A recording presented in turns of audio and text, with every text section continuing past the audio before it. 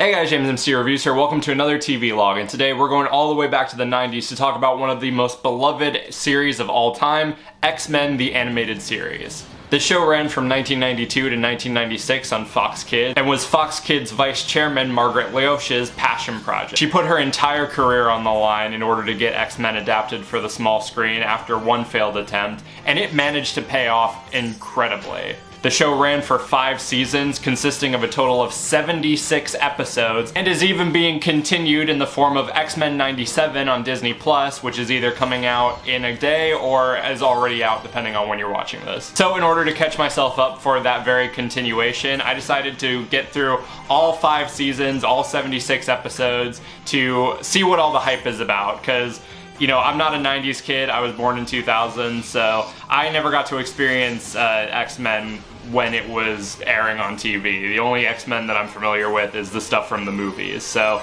everyone hails this, like people put it up there with Batman as one of the best like animated superhero shows of all time. So it was pretty cool to see what all the hype was about and getting to experience those episodes for myself. So if you're familiar with the X-Men from either the movies or the comics, or even if you've just watched this show, you'll know that the show centers around the X-Men, a team of mutant superheroes who are not only protecting the world from rogue mutants who might be trying to start trouble, but are also having to overcome the prejudice and bigotry of dumb humans. So like I said, I mostly know what I know about X-Men, I mostly gather from the movies or just whatever I learn by osmosis. While I recognize that this show is trying to be a lot more closer to the comics from like the designs of the characters, the tone, everything like that, I can't, you know, speak to how accurate it is on that front. Just speaking on it as a series, like on, you know, how it portrays these characters and the stories that it tells, I really enjoyed this. I don't think it's without its flaws, but I think as superhero shows go, it is definitely one of the stronger ones that I've seen. I do like that, you know, even though it can get pretty wacky, it is very much like a product of its time. It is very like, it does have a lot of, you know, dated slang, and it does have, you know, sort of some of the one-liners and everything like that. It also does try to remain kind of serious. Like, it definitely keeps up the action, but it also does tackle a lot of really serious subject matter. Like, people have been recently complaining about the X-Men 97, like, reboot, continuation, whatever, you know, being woke and everything like that, when, you know, that has basically been what X-Men has been from the very beginning. I mean, Deadpool said it best in Deadpool 2 when he was like, "We're the X-Men, dated metaphor for racism in the 60s.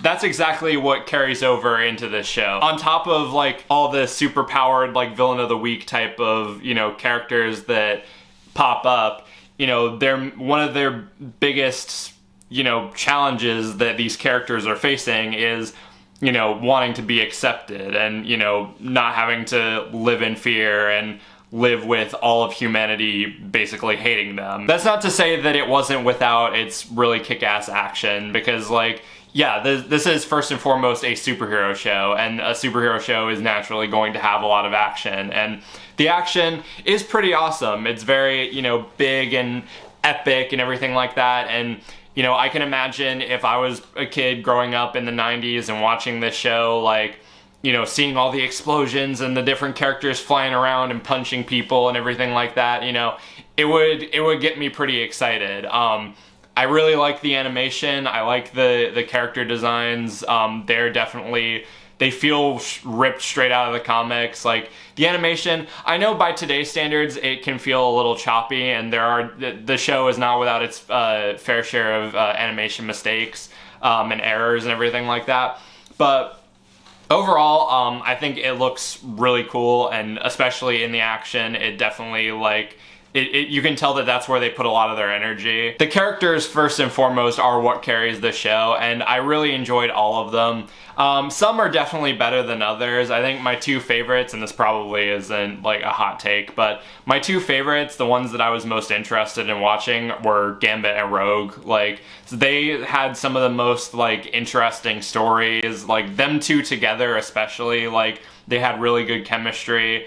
I bought their connection, you know, the budding sort of like will they, won't they romance, which, you know, can get kind of tragic, especially considering, you know, Rogue can't touch anyone. And even like in their individual stories where they all like, they address like their backstories and everything like that, they do some really like genuinely like emotional and gripping like things with those two characters. And, you know, I really enjoyed, you know, sort of watching them progress as the show went on. Wolverine is fun to watch just because of how much of, you know, a angsty like brute he can get. I also found myself kind of really enjoying Beast. Like, I don't know why, especially considering like in season 1 they stick him in jail for basically the entire season, but you know, when he actually has more to do and gets more involved in the missions and everything like that, you know, I don't know why, I really enjoy watching him. Like, even he had some emotional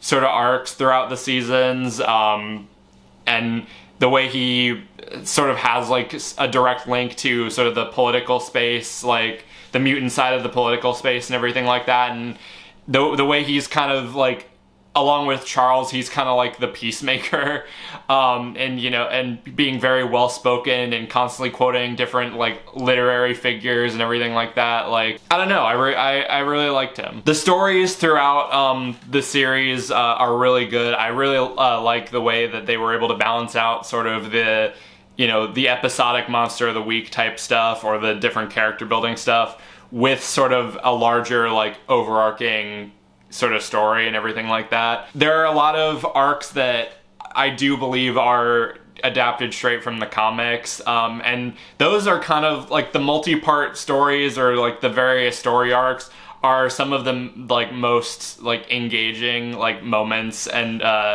you know, episodes or series of episodes throughout the season. I think my favorite probably is like the Dark Phoenix stuff and the Phoenix Saga stuff.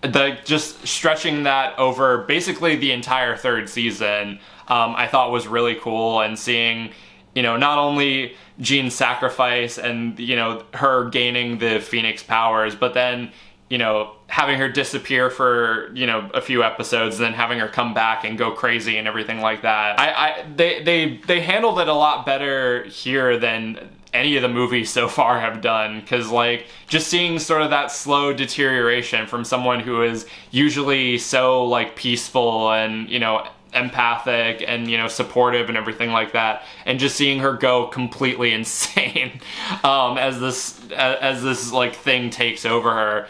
It is really cool to watch, and they definitely build it up as like this massive like event type of thing. The villains as well are also a joy to watch. There are some that come back into play at various points. Magneto, for one, although he kind of assumes like an anti-hero role. Like in the 1st season he shows up and he's kind of like evil, but like as time grows on, it's like you start to see more of his perspective, and it's basically just he wants the same dream that Charles has of, you know, mutants and humans living in peace, but he is kind of taking a very different, more head-on approach than Charles is. But you know, he still has respect for him, and you know, he still, you know, has his moments where he can be nice. One of the bigger reoccurring bads in this show is Apocalypse, and he is kind of just as boring as in the movies.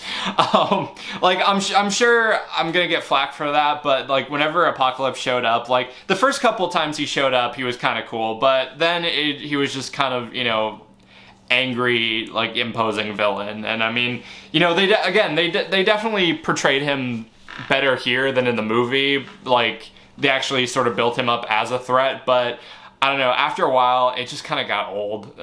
Like hearing him say the same things and like scheming the same way and everything like that. And I guess while I'm on this, I should probably talk about like the problems that I had. Like I said, the show like balances the filler with the story arcs and everything like that pretty well for the most part. There are definitely a few episodes that I watch and I'm just like, this was kind of unnecessary. Like I was debating, like, you know, seeing what episodes I could skip, but I mean, I ultimately ended up watching all of them. One, because I couldn't find like a reliable like episode guide to tell me like which ones to skip.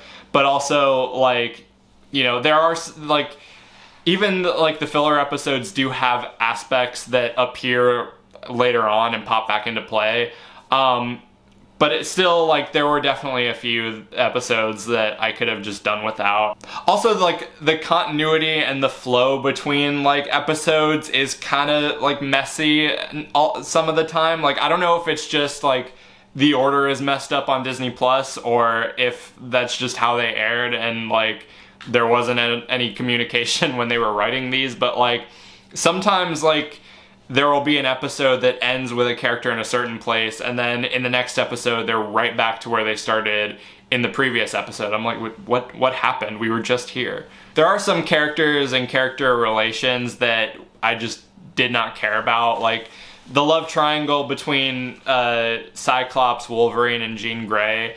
Thank God they dropped that relatively early in the series. I mean, there's still like a whole season and a half dedicated to it, but I'm glad that at some point down the road they realized, like, okay, yeah, this is getting ridiculous. I mean, just Cyclops just in general is kind of an asshole, but like seeing sort of him and Wolverine like butting heads over a girl, and like seeing Jean like whether indirectly or directly like egging them on, like, was just kind of annoying, and I'm glad they dropped it pretty early on. Jubilee as well, like in the first episode or 3, like, she's alright. Like, she's meant to be sort of the, you know, the viewpoint of the audience. Like, she's meant to be the one that you're supposed to relate to and connect to and feel like you're going on these adventures with her.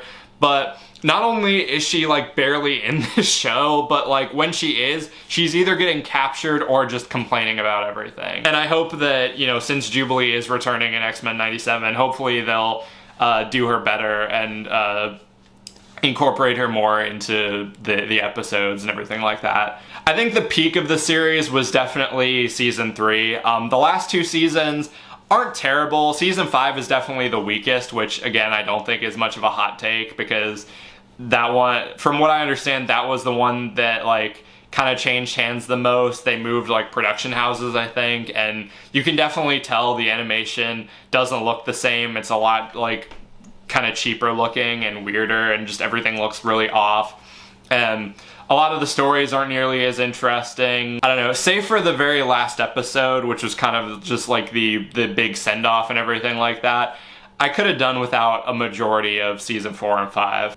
But like all these things that I'm mentioning that I have a problem with don't detract from my viewing experience at all. I still really enjoyed watching this show. I enjoyed catching up on what I missed while I was busy not being born.